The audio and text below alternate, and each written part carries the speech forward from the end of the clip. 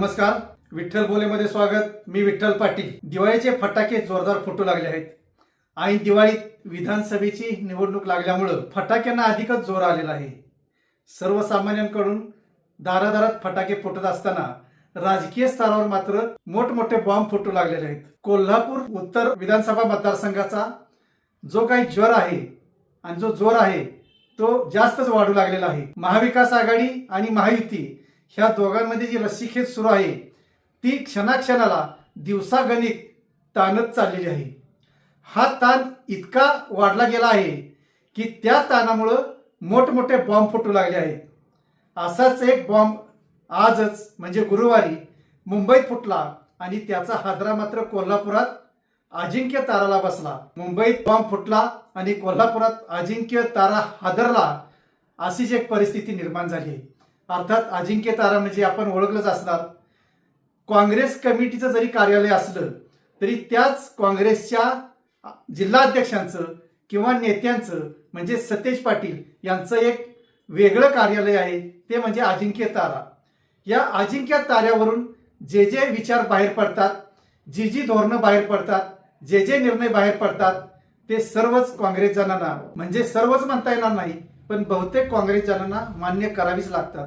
जे काही खलबतं घडतात, जे काही गनिमिकाचे निर्णय होतात, ज्या काही कुरघोड्या करायच्या असतात, ज्या राजकीय कुरघोड्यांना खतपाणी घालायचं असतं, हे खतपाणी अजिंक्य ताऱ्यावरच मिळत असतं। म्हणूनच आज आमदार जयश्री जाधव यांच्या रूपानं मुंबईत बॉम्ब फुटला आणि त्याचा हादरा अजिंक्य ताऱ्याला बसला, असंच एकूण जनमानसातून मत उमटलं गेलं आहे। ह्याचं कारणही तसंच आहे की एक जिल्ह्याचं काँग्रेसचं नेतृत्व म्हणून सतेज पाटील नावारूपाला आलेले आहेत। राज्यमंत्री पदापर्यंत पोहोचलेले सतेज पाटील आज त्यांची झेप हळूहळू राज्य स्तरावरील नेत्यांपर्यंत पोहोचू लागलेली आहे आणि कोल्हापूरच्या राजकारणाला मुळात हाच मोठा शाप आहे की जेव्हा जेव्हा कोल्हापूरचा एखादा नेता राज्य स्तरावर पोहोचू लागतो तेव्हा जे त्याच्यानंतरचे, त्या नेत्याच्या नंतरचे बरोबरचे असतील पण थोडे नंतरचे म्हणता येतील असे नेते मात्र त्या नेत्याचे पाय ओढायला सुरुवात करतात। हे पाय असे ओढतात की परत त्या नेत्यानं नाव काढलं नाही पाहिजे आणि मुख्यमंत्री नव्हे तर उपमुख्यमंत्री सुद्धा हा नेता बनला नाही पाहिजे, असाच आजपर्यंतच्या कोल्हापूरच्या राजकारणाचा हा ढाचा आहे। आणि म्हणूनच कोल्हापूरचा विकास तर खुंटलाच आहे पण कोल्हापूरचं एक मोठं नेतृत्व राज्य पातळीवर निर्माण झालं नाही।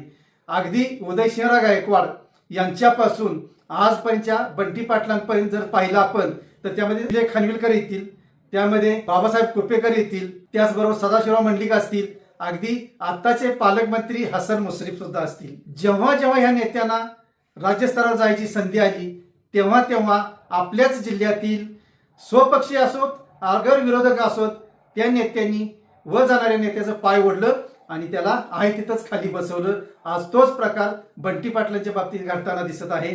जे मी सांगितलं की दिग्विजय खानविलकर एकेकाळी शरद पवारांचे कट्टर होते। शरद पवारांनी काँग्रेसमधून सौतासोबा निर्माण केला। 1999ला जेव्हा त्यांनी राष्ट्रवादी स्थापना केली त्यावेळी शरद पवारांच्या सर्वाधिक जवळचे होते ते कोण होते तर दिग्विजय खानविलकर होते। ह्या दिग्विजय खानविलकरांना बंटी पाटलांच्या माध्यमातूनच संपवण्याचा इरादा कोल्हापूरच्या काही राजकारण्यांनी, ठराविक राजकारण्यांनी केला, त्यामध्ये ते सक्सेस झाले। अर्थात त्यावेळी बंटी पाटलांच्या लक्षातही आलं नसेल की आपण एका चांगल्या नेत्याचं राजकारण संपवतो आहे, पण ते घडलं। 2004च्या विधानसभा निवडणुकीमध्ये बंटी पाटलांना काँग्रेसकडून उमेदवारी मिळाली आणि बंटी पाटील विजयी झाले। खानविलकरांचं राजकारण हळूहळू संपत गेलं, त्यात खानविलकर सुद्धा संपले आणि हाच प्रकार बाबासाहेब कुपेकरांच्या बाबतीत नंतर झाला, सदाशिवराव मंडलिकांच्या बाबतीत झाला। आज हे तिन्ही नेते दिवंगत आहेत। आता तो प्रत्यय येतोय तो हसन मुश्रीफ आणि बंटी पाटील यांच्या बाबतीत। खरं तर कोल्हापूरला हा का शाप असावा याचंही एक संशोधन झालं पाहिजे, राजकीय संशोधन झालं पाहिजे आणि त्यासाठी युवा नेत्यांनीच हे संशोधन केलं पाहिजे अशी एक अपेक्षा व्यक्त केली जात आहे। कोल्हापूरच्या बाबतीत जर आपण पाहिलं तर आजपर्यंत कॅबिनेट मंत्रीपदापर्यंतच आपले नेते पोहोचलेले आहेत। तेथून पुढची झेप त्यांना घेता आलेली नाही। ही झेप सतेज पाटील यांना घेता येत होती पण ह्या विधानसभेला मात्र त्यांना पायकोट घालता येत की काय अशी परिस्थिती निर्माण झालेली आहे। याला सतेज पाटील जबाबदार थोडेफार असतील, नाही असं नाही. एकाधिकारशाही, हेकेखोरपणा, आपण म्हणाल तेच खरं, आपण म्हणाल तेच घडलं पाहिजे, हे जेव्हा निर्माण होतं तेव्हा उद्रेक होतो आणि त्या नेत्याचं आपसुकच खच्चीकरण व्हायला सुरुवात होते. अर्थात सतेज पाटलांचे जिव्हाळ्याचे जवळचे जे कार्यकर्ते आहेत ते असंही सांगतात की एका लुगड्यानं कोणीच म्हातारं होत नाही, यासाठी लई लुगडी लागतात. पण ही लई लुगडी जी आहेत ती लुगडी जर त्यांची संख्या वाढू लागली तर मात्र म्हातारपण असंच संपून जाईल, हा एक मोठा धोका आहे.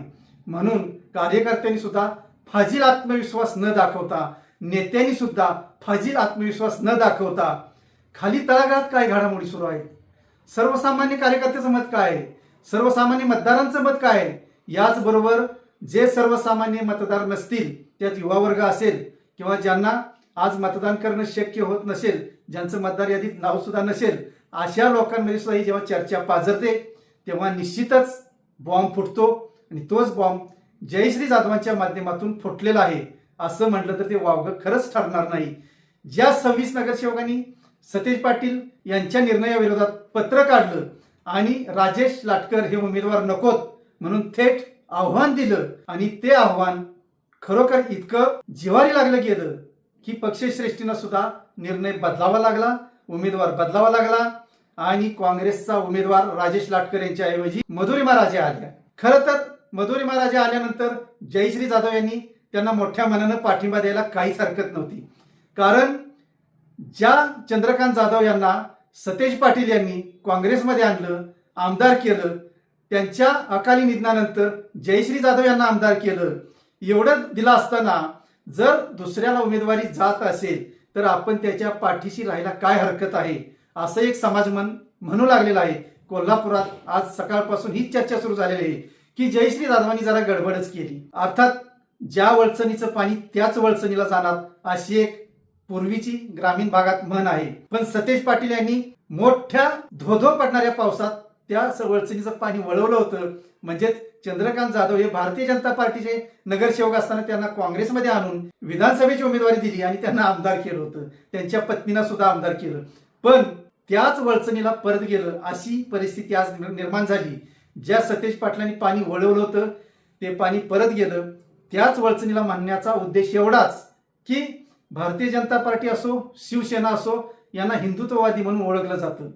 एकनाथ शिंदेची शिवसेना तर बाळासाहेब ठाकरे आणि आनंद दिघे यांच्या हिंदुत्वाचे विचार घेऊन आम्ही ही शिवसेना चालवत आहोत असं ठामपणे सांगतायत. म्हणून तर जयश्री जाधव या हिंदुत्ववादी म्हणजे आपल्या वळचणीलाच परत गेलेले आहेत, हे कदाचित बंटी पाटलांच्या लक्षात अजून आलंही नसेल.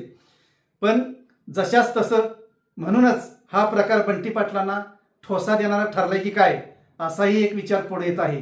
कारण ज्या बंटी पाटलांनी भारतीय जनता पक्षाचा माणूस फोडला, काँग्रेसमध्ये आणला, त्याला उमेदवारी देऊन आमदार केला, त्यांच्या पत्नीनं आमदार केलं, आज त्याच त्यांच्या पत्नी आणि त्यांचे चिरंजीव शिंदे सेनेत गेलेले आहेत. मुंबईत आज त्यांनी ही घोषणा केली आणि शिंदे सेनेच्या त्या उपनेत्या सुद्धा झालेल्या आहेत. हा खरं तर काँग्रेसला, महाविकास आघाडीला आणि बंटी पाटलांना सुद्धा मोठा धोका आहे.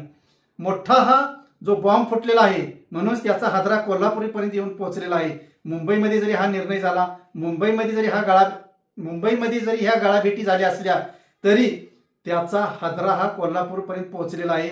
आणि आज त्याची जोरदार चर्चा सुरू आहे की बंटी पाटलांच्या राजकारणाला ग्रहण लागतंय की काय, अशी परिस्थिती निर्माण होईल काय, असा धोका निर्माण होईल काय, अशी सुद्धा एक चर्चा आणि भीती काँग्रेसच्या कार्यकर्त्यांमधून व्यक्त केली जात आहे. कारण जयश्री जाधव ह्या जशा उत्तरच्या आमदार आहेत किंवा होत्या, तसंच त्यांचं कोल्हापूर दक्षिण विधानसभा मतदारसंघात सुद्धा वजन आहे. म्हणून त्यांच्या पक्ष प्रवेशामुळं, काँग्रेस त्यागामुळं आणि शिंदे सेनेतील प्रवेशामुळं कोल्हापूर उत्तर मतदारसंघाबरोबरच कोल्हापूर दक्षिण मतदारसंघाला सुद्धा हादरा बसेल काय, अशी भीती व्यक्त केली जात आहे. आणि अर्थातच ही भीती तशी रास्त असू शकते, याचा प्रत्यय काही दिवसातच येणार आहे. म्हणजे विधानसभेच्या निकालानंतर, सरकार स्थापन झाल्यानंतर जेव्हा महापालिका निवडणुका येतील त्यावेळी तर ह्या जयश्री जाधवांच्या पक्षत्यागाचा आणि शिंदे सेनेत जाण्याचा काय काय परिणाम झाला किंवा नाही झाला हे सुद्धा दिसून येणार आहे. म्हणून आज एकच तत्व काँग्रेसच्या बाबतीत असो, राष्ट्रवादीच्या बाबतीत असो, अगर शिवसेनेच्या बाबतीत असो, भारतीय जनता पार्टीच्या बाबतीत सुद्धा असो, हेच तत्व आहे की कोल्हापूरच्या नेत्याला मोठं होऊ द्यायचं नाही. भारतीय जनता पार्टीचं जरी उदाहरण आपण घेतलं तर चंद्रकांत पाटील पालकमंत्री असताना त्यांना आपण कोल्हापूर काबीज केलं, पश्चिम महाराष्ट्र काबीज केला असा एक भ्रम झाला होता. पण विधानसभेला त्यांच्या भ्रमाचा भोपळा तो फुटला. त्यांना पुण्यामध्ये जाऊन निवडणूक लढवावी लागली. यावेळी सुद्धा ते पुण्यामधून लढत आहेत. म्हणूनच हा शाप कोल्हापूरला का, की कोल्हापूरच्या नेत्याला मोठं होऊन द्यायचं नाही. आणि हे कोण मोठं होऊन देत नाही तर इथलेच नेते मोठे होऊ देत नाहीत, इथलेच कार्यकर्ते मोठे होऊ देत नाहीत.